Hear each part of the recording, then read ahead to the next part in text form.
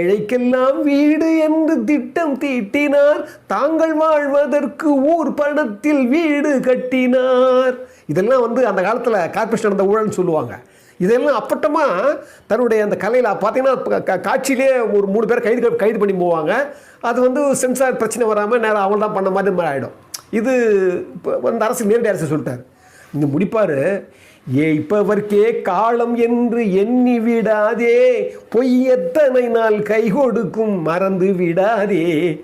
ஒரு நாள் இந்த நிலைமைக்கெல்லாம் மாறுதல் உண்டு, அந்த மாறுதலை செய்வதற்கு தேறுதல் உண்டு, அந்த மாறுதலை செய்வதற்கு தேறுதல் உண்டு.